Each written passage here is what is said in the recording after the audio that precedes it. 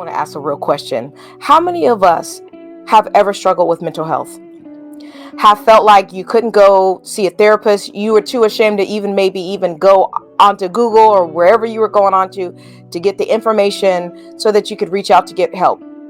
How many of us grew up with hearing the phrase, what happens in this house stays in this house?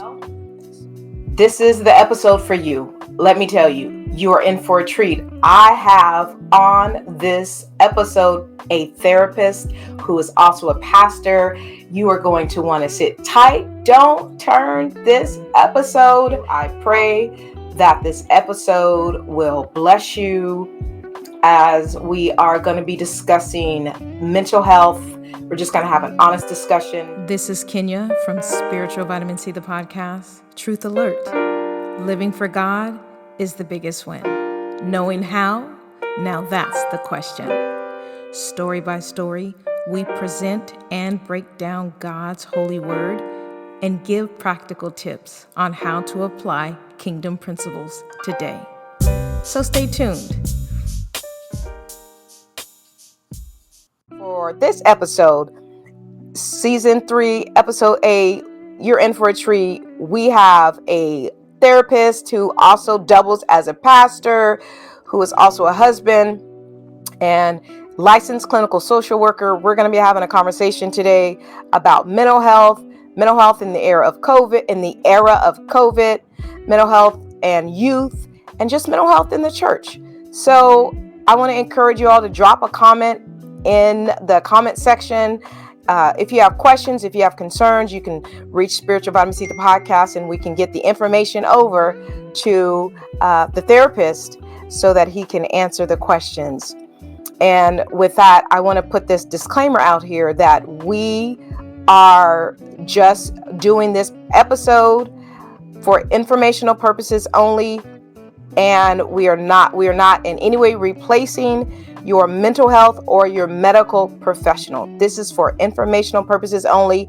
If you're struggling with mental health conditions or concerns or medical, please see your provider.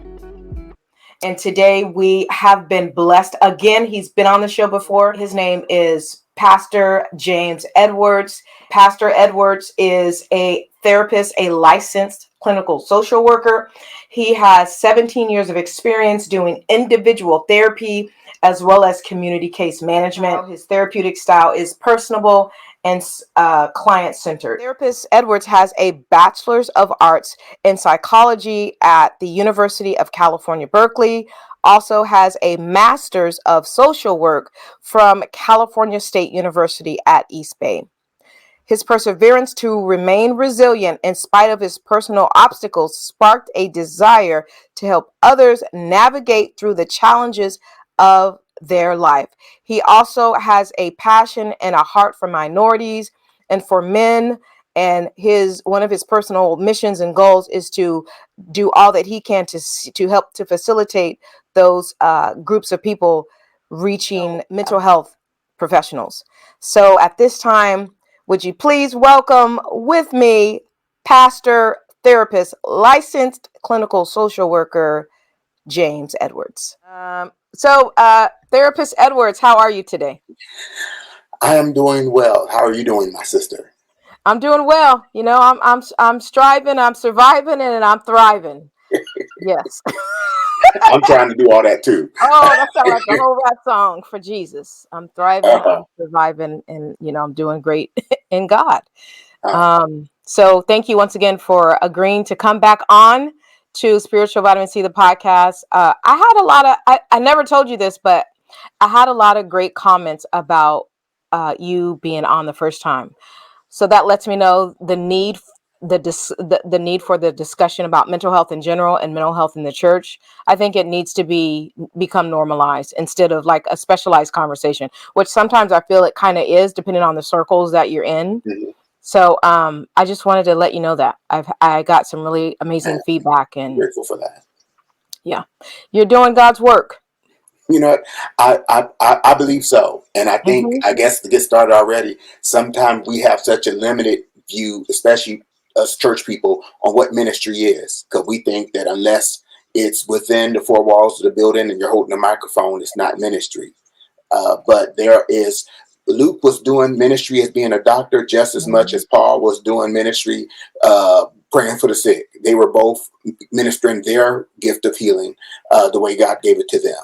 And so I am doing a ministry, whether I'm doing it in the pulpit or whether I'm doing it in the sacred arena or whether it's in the secular arena. And I think that more people in the body of Christ in particular would find their real call if they expanded their view outside of the church walls. Because if we're all just sitting here waiting for our turn to grab the mic, there's only 52 Sundays in a year. That's not enough Sundays for all of us to find our place if it's going to be with a microphone. So the pulpit is the world. Find the real call. Yeah. You know what? I was, in preparing for this episode, I went back and I listened to our mental health part 1, part 2, and God has given you a way to like nutshell, like really like great spiritual truths and waiting for their turn. Mm. When, the real call, it's easy to be in the four walls and it's easy to try to ascend in spaces and places because we're almost pushed in those areas of, oh, you got to be the pastor, you got to be the missionary. And so when we are, as adults, are doing that and the young people are doing that, when I go to these national meetings, I see, or just meetings where young people are and they're trying to do that, and there's nothing wrong with that, but it's important that we really give a balanced perspective, like a truth about who God really is, and just, you're doing God's work in the mental health field. There needs to be for real Christians in every area because God is concerned about everybody. Isn't that what he said when he said going to all the world? I think that meant more than just go to Portugal and go to South Africa and go to Thailand. That means going to every avenue and we need to have Christians playing basketball, Christians in Hollywood. We need to have Christians in politics. Yeah. I mean, I can pray and preach about what's wrong with the politics, or we can pray and God raises up a Moses, a Joseph to be in the king's palace, to raise up voices that can influence legislation, to be the actor, to be the producer, to be the Christian, a person holding the pen to write the check. We can't all just write a check, and somebody got to have some money. We have to have businessmen who can have who have access to rooms that the rest of us may not have access to. And so I'm grateful to be a clinician and to have a license, but I'm also pretty confident that having license and having credentials gives me access to doors that someone else may not be able to walk into. And when I walk in that door, I walk in the door knowing that I've got to tell some Pharaoh to let my people go. So I represent the kingdom wherever I go. Wow. When we get finished jumping and running, we got to be able to infiltrate the world with our kingdom agenda. Amen. Wow. I got to tell some Pharaoh to let my people go. That's we unless we gonna just keep praying for each other and encouraging each other the same and encouraging the same one we encouraged last week. Perhaps there's a need for a new and greater audience. Perhaps the person at the bus stop, and you could do this and still not have to break the laws and break the code of your employment. But there's actual avenues and there's actual places and spaces where you can be given the opportunity to share it in a way that you are the voice of where you have the voice of competency to say what thus says the Lord, even if they don't know that's what you're saying. I'm still stuck at you got to tell some Pharaoh to let my people go. That's what we got to do. I mean, so we're not just praying, but we're becoming the answer. Because isn't that what Pharaoh wasn't better than any of the other 400 years of Hebrews that were praying? Matter of fact, to a certain extent, he might have been worse. He was the one that was a killer. He had all this other stuff. He had to stutter, but he also was graced to bring in the answer. He was graced to go before Pharaoh. He had to have the education to be trained in the palace of Pharaoh, Yes. to know how to speak Egyptian, to know how to talk to the Hebrews and to speak to the Egyptians, to go talk to the people that need the money and talk to the grant makers, the banks, and to talk to business. Got to talk corporate talk as well as Pentecostal talk, so he can fall out and shout, and he can put a suit and tie on and go and meet with executives and talk business and specs and all details, and he could talk all the business talk. So he had to be able to understand both worlds. And so that's, as Christians, what we are doing. And I think that also is a part of our mental health too, because you can, vocational mental health is also important. Finding your place, finding where you fit. You ain't got to try to be the next bishop, the next pastor, just because you got a voice and you can sing. Don't mean you got to start a storefront and start a church. And I ain't knocking nobody starting a church, but we have so limited what being called by God is, that we think we have to have significance by opening up another building. And there are so many people who have, I mean, because the pulpit's full. I mean, praise God. I mean, I thank God for all the preachers, but we have so many people that's ready to take a text and pull their ear. How about you find some young people that need mentoring, a Big Brother program? Why can't you find somebody that needs some support at jail? How come you can't feed somebody? How come there's all these other areas where the lines is empty, but everybody's waiting for the next? And I don't got time to wait for nobody to die for me to have significance. There is something I can do without me waiting for my turn to take over somebody else's spot. We have to be able to find our purpose, find our niche, and do that. Now, I'm grateful that I found what I do. I'm a talker, in case you hadn't noticed. And I found that my voice works in the pulpit, as well as in therapy, as well as doing the other stuff that I do in life. It usually revolves around me talking, whether it's doing a spiritual vitamin C podcast. I can talk. It's the same grace. And we can do this. And everybody can't do this, but you could do something. Your mental health will be better when you find your place. Instead of trying to fit a square peg and force it to go in a round hole, just find the square hole and find where you fit. Oh, Father, my goodness. Wow. I feel like quoting from Proverbs. It's just dropping forth. Like, oh, Father, we need your voice, Pastor, therapist. We need your voice. You're too instrumental. We need you to come forth. and God has just given spiritual vitamin C, like, just thank you for coming on. I wish that, in all honesty, I wish that this was a broader conversation, just with the church. Sometimes when I think about youth programs, in the back of my mind, you're there. And, I just pray one day that when we have our youth conventions, when there are classes, that maybe one day there's going to be a therapist who happens to be a pastor, whose name happens to be James. That would be really nice. That a class has your name on it, so that young people can have a conversation with the therapist. That is my heart, because just in conversations with young people overall, we're not even dealing with the adults. Young people are battling, and they get the message about mental health, and you need to be strong in the Lord and in the power of his might, and you need to have faith. They get the message. So they battle. You said something last couple episodes that we were together, mental health part 1, part 2. You said secret breakdowns.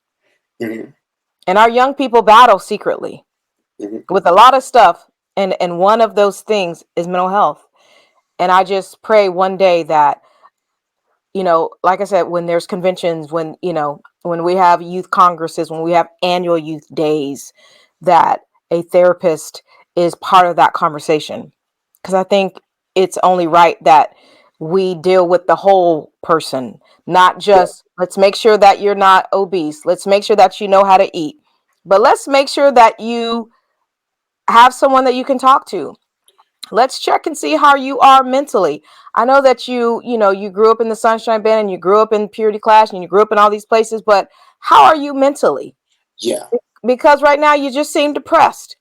yeah, And are we even paying attention to the yeah. fact And that all of that don't mean you being touched by Jesus. You crying in the middle of every song don't mean you getting a breakthrough. You could be breaking down right in the middle of service every mhm, week, and we don't get it because sometimes we use church for a cathartic release mm, to kind of vent the pressure that we're dealing with while we have to go back home to the same dysfunction. And every mm. week you get a little relief and you go back to the same dysfunction, but the dysfunction never is addressed. Why? Okay, It depends. There's a few things going on. Sometimes it's family dynamics that, of course, children can't control what's going on with their parents. okay. Sometimes I'll say even that when children have mental health issues, whether it's depression, anxiety, whatever, sometimes parents or adults in general don't want to acknowledge it because it seems that the struggles of your child is a reflection on the parenting of the parent. And so you ain't depressed. You ain't got nothing to be depressed about. I'm a good parent. I'm doing the best I can. I'm feeding you. I'm taking care of you. You ain't got nothing to be depressed about or sad about. And you assume that if there is something going on with that child, it's a reflection on you as a parent. And so instead of treating the child, the focus go back on you. and and there's nothing wrong with you because I'm giving you your best. But could it be that your best is also a part of the cycle of dysfunction?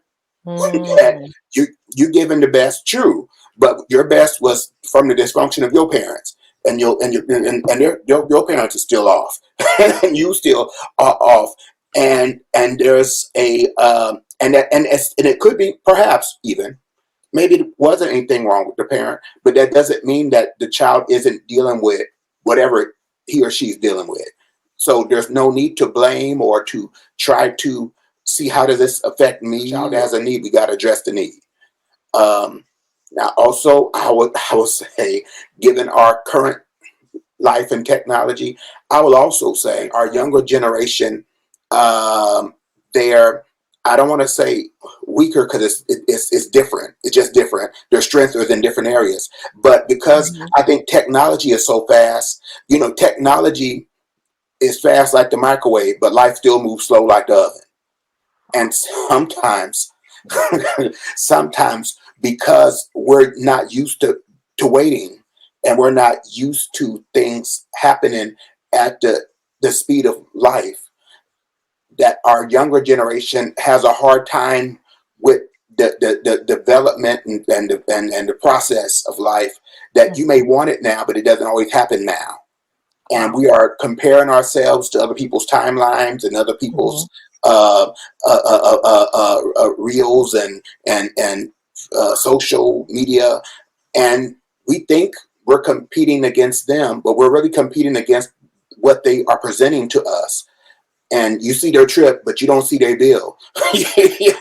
We see them traveling and smiling and leaning against the car, but that ain't their car. We just competing against what we think they are, and a lot of times younger people think they're behind because they see other people post that they was at the party or they was doing this Mm. or doing that, and they Wow. think life has left them out or they're Mhm. somehow been dealt a bad hand, when in actuality life has dealt us all a bad hand. In Mm. reality, Maybe. you just don't see it. Mhm. Like all of us could complain about something, Yeah. and it just there's something that they would complain about, perhaps it's not. Because pain is idiosyncratic. Pain is personal. Our struggles are personal. So what I consider a struggle to me may not be a struggle to you. Or you may say, well, I wish I had that struggle. But then I may say, I wish I had your struggle. But then it wouldn't be a struggle. So we all have our own struggles.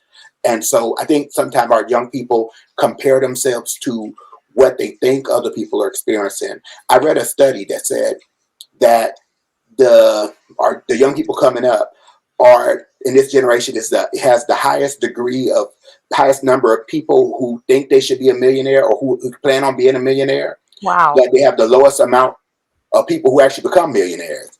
Wow. You just think you should be rich. Just think it. No plan, no steps, no strategy. You just think you should be rich. Very And so privileged. you're frustrated because your life is on schedule, but your mind is feeding you this grandiosity and telling you should be way ahead when you could be right where you're supposed to be at that age. I talk to a lot of young people who are depressed that think something's wrong because they're in their 20s and they still live with their family. But especially if you live in California with the economy, one income can't hardly get housing like it used to.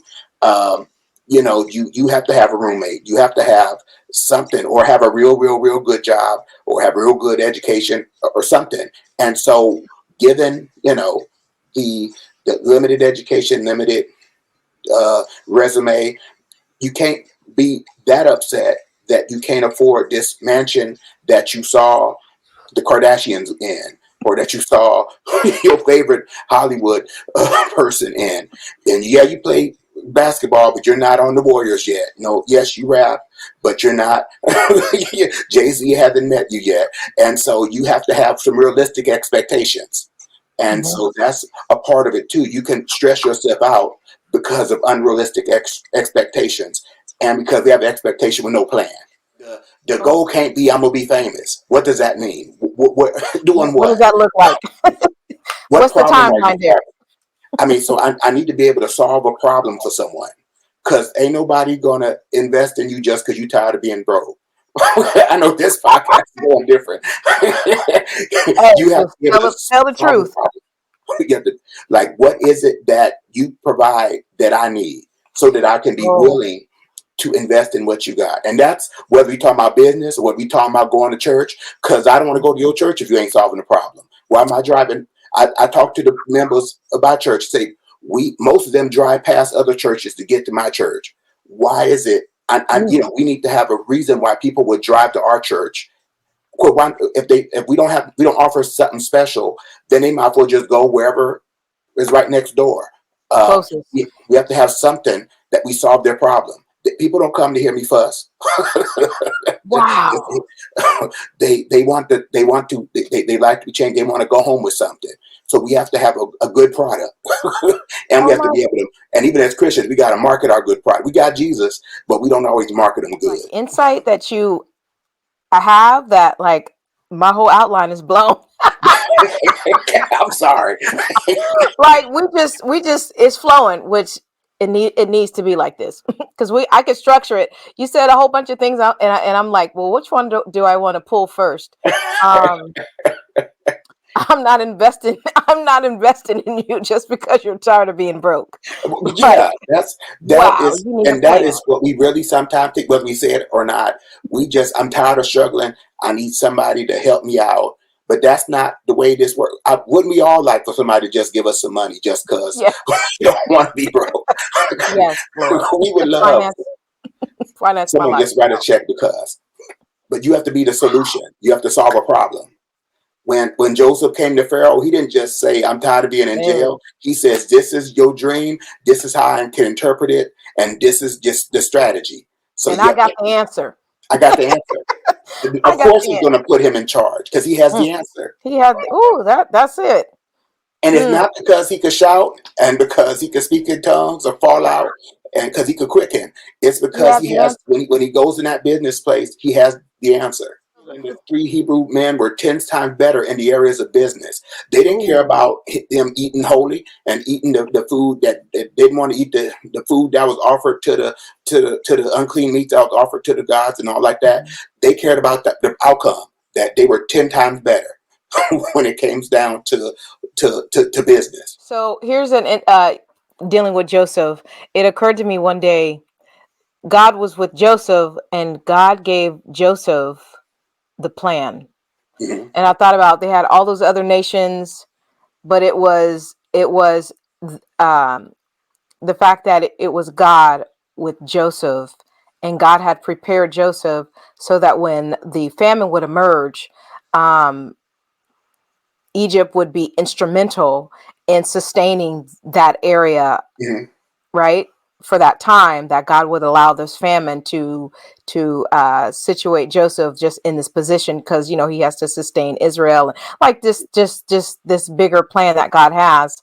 Um, we have the answer, Mhm. but we also need, and God is helping us, but we need to have the wisdom that Joseph had and utilize, for us now, utilize things around us. Like Moses, he was schooled by the Egyptians, so there were just things that he knew. There was ways that he was able to move, and so God chose Moses for his own reason. And we look at Joseph, he had sexual integrity. He was able to push through, and God knew what he had in him. Yes, he may have said some things prematurely, but God knew what was in him.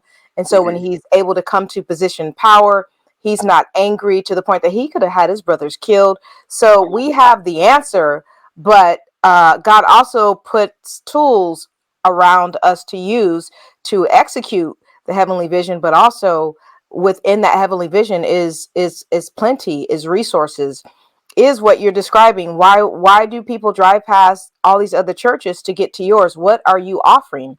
And as saints of God, we do need to offer more than just a shout and a praise and then let's go eat some barbecue on Sunday. Uh-huh. Wow. Yes, I mean, because we're not in competition, but to a certain extent, as far as there's a million churches in many of our Mhm. blocks. What makes your church? Why should God keep your church open? Why do you feel like you're here? What's your assignment that's different than the other assignments? Because if you don't feel your assignment is no different, then just close down and join the other church, since there's no difference. But what do you bring that's unique, that there is a need for you? And if there is a unique niche, a unique call for you, then um, how do you use that to infiltrate your community, to change your community? You got to be able to offer something. I mean, you have to solve a problem. There's a need for Coca-Cola's in business because Coca-Cola brings unique taste that the Yes. people want, and Mhm. they will keep buying it if they, as long as they don't change the recipe. When they changed the recipe, the sales went down. Then they had to change it back because they didn't want that. Yes. If it ain't broke, don't fix it. Yeah. What do you have going on personally with your licensed clinical social worker? Um, we know that you're an amazing pastor, but you stand in this unique position of being not only a pastor that ministers to the needs of man, but you also minister to the soul of man as well, mentally, and that's pretty important. The Bible says that with our mind we serve the Lord. So, what else do you have going on as Well, a therapist? as you said, I'm a pastor, a husband, a father. Mhm. I'm a therapist. I have my own private practice. As we discussed the last time, I work as a behavioral health clinician. I work. I still have my 9 to 5, so this is all extra that I've been doing. Um, I also I've partnered with colleagues of mine, and we've opened a adult residential facility to provide 24-hour support for people on the autism spectrum. Oh my goodness. And so that's huge. There's not too many. Well, I mean, I'm sure there are somebody, but I don't see too many care homes owned by African Americans and males at that.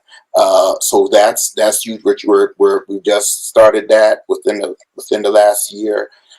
So just the pandemic Wow. was challenging, but it was also a time to regroup and figure out what direction we're going in life. And so I'm just grateful to be able to do that, and that's a blessing for me, but also is a blessing to be able to hire some people and to be a blessing in their life and provide them work and to provide housing for people who would have been unstable in housing otherwise. So it's a blessing. I didn't. Okay, adult residential facility. Uh-huh. In addition to private Yeah. practice, Yeah. fostering, husbandry, fathering. That's a lot. I'm Wow. doing a lot. Well, if you're used to the levels as far as regional centers concerned, we deal with 4I, which is the highest level we can deal with at a care home. So it is pretty interesting, Wow. to say the least. So what regional center is in your area? Regional Center of East Bay. Okay. We have North Bay Regional, and Uh-huh. I am over a day program that services Wonderful. individuals that have profound developmental disabilities. Mhm. So just becoming an administrator and having to be vendorized with North Bay Regional and Yeah, dealing with Department of Developmental Services and like that thick white book. yeah, Like yeah. Lord, I have what regulations? I have to learn all this stuff. So wow. So it's huge what you're doing. Yes, a lot. Oh my goodness. Why? Why'd you decide to do that? If you That's a good question. I wasn't ready for that. I Wow. just I just threw Okay. that out. I just threw that out at you. Yeah, no, one. I'll say there is a need, and like I said, I partnered with a friend of mine to do it, and he was um, Pastor Bishop Michael Hudson. So we're two pastors doing this together. Okay. But Oh, see, you didn't reveal that. Two I, pastors? yeah, ain't that something? We doing business. So he was in the field first. Now I used to work. I was contract with a home that needed to have a therapist to come in and do so many hours in a home. Mm-hmm. And after doing that, and after ending that contract with them, I was like, I could do this. That I know some people, would say they could do this, and as far as it go, but I started putting some feet to it, and so it was a couple of years, but I just kept with it, and so now we're doing it.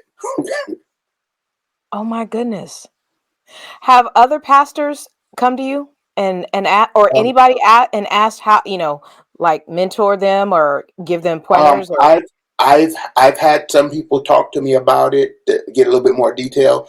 Not so much on not as much as probably will after this podcast, because I don't talk too much about it. I just right. say the Lord's blessing and keep going, but I don't You're really. doing great things. Oh my goodness. You're making moves for God. Yeah, I haven't really put it out there like that. Yes. Lord, where's that offering plate? Y'all, we got to support the man of God / therapist making waves for Jesus. Trying, Wow. I'm trying to make sure we do everything, because it's always besides the hands-on direct part, there's always the behind the scene, the business part is a lot too, because we're a new company. But I'm grateful at the same time to be able to juggle all of that, and this is and to be able to bless other people, the people who are working there, and this could be Yeah. a financial blessing to them as well. I'm just glad to be able to be in a position that I could be the financial answer to somebody's prayer, Oh, so as well as supporting the residents too. you keep saying the answer. I learned that a couple of years ago. No, I think it was last year. I was listening to another pastor on YouTube, and he said that when we pray, we have to realize that we are part of the solution Hmm.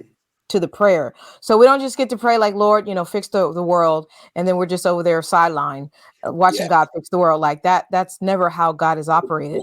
Now he spoke the world into existence, but once it was up and running, he gave it over into our hands. And so God looks to us to be his hands and his feet. Now he could do everything, but if anyone knows anything about the word of God, like God was always using somebody. So yeah, the fact that we are not just to pray, but we are to partner with God so that we can be a part of that answer, yeah. not just, that person over there. Oh my goodness, you are an answer. I'm trying to be now. When the Lord, I tell my church that when I taught them as soon as we started coming back into the church physically, Mhm. that when the Lord brought Moses to the mountain, he gave him strategies. He gave him, this is how I want you to build the tabernacle. This is how I want you to dimensions. This is how I want it. This is the fabric. And as soon as he gets done, he said, I want you to go down to the bottom of the mountain. And there is a certain man, I don't recall his name, in whom I've given my spirit. I filled him with my spirit because he's anointed to work. And so I'm giving you the strategy at the mountain, but it's just, even though you're anointed to get the strategy at the top of the mountain, there's somebody who's anointed at the bottom of the mountain to actually do the work, to take what you've written down and put it into and visualize it, to actually do it. So you don't have all this spirit just to jump and to run. You have it to work. And so what good is discernment if we're not going to work it? What good is all that prayer and all that spiritual stuff we do if we're not going to put it to work? So once he says you can have a tabernacle, what you can have, somebody needs to get the gold, somebody needs to get the silver, somebody needs to get some acacia trees, some wood, somebody needs to go to hammer and a nail in so we can build on the ground what God gave us in the mountain. And so we a lot of time will shout about what he told us in the mountain, but we won't roll our sleeves up and go to hammer and nail in and build it on the ground. Yeah, Noah will die in the flood until he builds that ark. That is not only a message, because we say that'll preach, but like that is something to really think deeply about and ask the Lord, what can we do? Because if Noah would have died had he not built the ark, you can extrapolate that. You can pull that and drop it into today's time. How many of us are dying? Yeah. And maybe dying before time because we just won't, and I don't want to say won't, but we're just not where we need to be. We have to work the plan. And perhaps the person we're waiting for is us. Because we have the solution. And you're waiting for somebody grand or somebody big to come and do it. But a lot of the people in the Bible weren't big until afterward. They at the moment they were regular Joe, whoever, and they just was the person that was willing to work the plan. Jesus said, if any man will open the door, and when I'm knocking, if any man will open the door, I'll sup with you. And so I'm not waiting for you to have a title or have a certain ring or a certain collar or a certain color shirt. I'm waiting for any man. If you'll open the door, I'll work with you. Okay. So I don't know how to see. I don't think I'm getting off of mental health, but this will help your mind if you learn. Listen, go ahead. We following the Lord. So you can have the answer. The delivery man can be at your door. Amazon. That's the church I'm a member of. I'm part of the Amazon Church of God in Christ, pastored by Bishop Bezos. But they can have your Amazon delivery, but you will never get it till you open the door. They will stand outside with the answer to your request, the answer to your order, the answer to your prayer. But you will never benefit from your petition until you open the door and allow that which was on that side to enter in on this side. From that was on in one realm of the outdoors to enter into the realm of the indoors. There are things that are in heaven that exist. I know they exist because Jesus said when you pray your kingdom come, your will be done on earth as it is. It's not going to be, or it's going to be manufactured. It is. It's just in heaven. And so when I pray, I'm praying for manifestation. I am praying to open the door.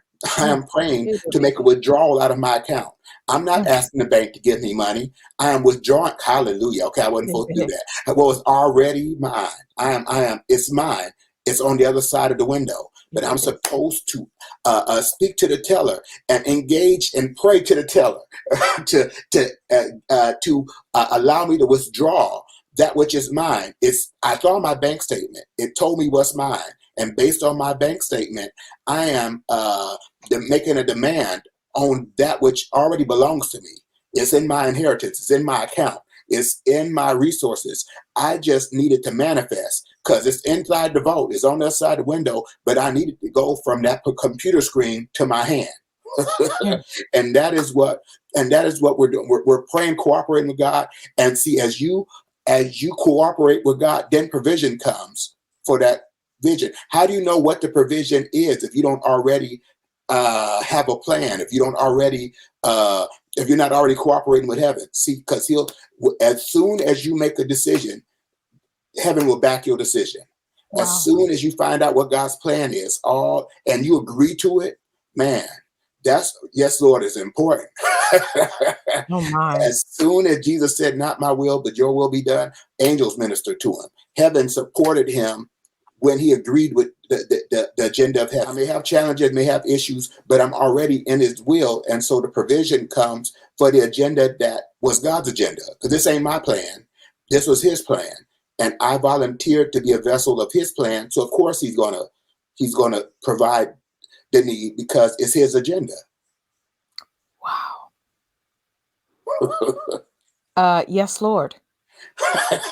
all of this is one. You know, we compartmentalize, but the truth is it's one body. Uh-huh. The mental health is attached to the physical health. The physical health is attached to the mental. So we're hitting all subjects, and it's, you know, we're like switching corners quickly, but it's all one body. Yeah. And when you're in this will, peace comes with his plan. I may not understand it all. I know we talked about that too. That's probably, but I don't understand the details. But peace comes with his plan because I'm in his agenda. And so it's a difference between even having challenges in his will than outside of his will. Okay. Wow. Because it says don't even allow yourself to be, you know, if you're going to get in trouble, don't let because you're a busybody in other people's matters or you're all in everybody's business. And because of reciprocity, you just getting back what you dished out. But he said, if you're going to have some troubles, let it be because you're in his will. And because they're persecuting you as they would Christ, because there's a grace for that. Wow. I'm not out there on my own. I'm in his will. So even the attacks work for me because all things are going to work together for the good. So I don't have to figure all that out. I don't need to know the detail. God could work that out. I just focus on what he's assigned me to do and be like Nehemiah and say, I can't come down because I'm doing a good work. Yes. We just got to make sure we're doing the good work. It is. Thank you all for being with us on today. Let me tell you, it has been an amazing episode. We have received some information, some inspiration. Hopefully we have done our part to help normalize the conversation that is so needed with regard to mental health. So I just want to say, please come back for the next episode. It just gets better from here. We are in our spring, heading into our summer months, and you are not going to want to miss it. If you would like to get in touch with Therapist Edwards, please know all information is going to be linked in the show notes, in the description notes, whether you are on your favorite podcasting platform or Facebook or YouTube. I want to say before I end, please consider rating, reviewing, subscribing, and financially supporting Spiritual Vitamin C, the podcast. It will go a long way to assuring that others are blessed to receive what God is giving out through this podcast. And please remember, life needs a dose of Christ. Bye. If you enjoyed this episode of Spiritual Vitamin C, please subscribe.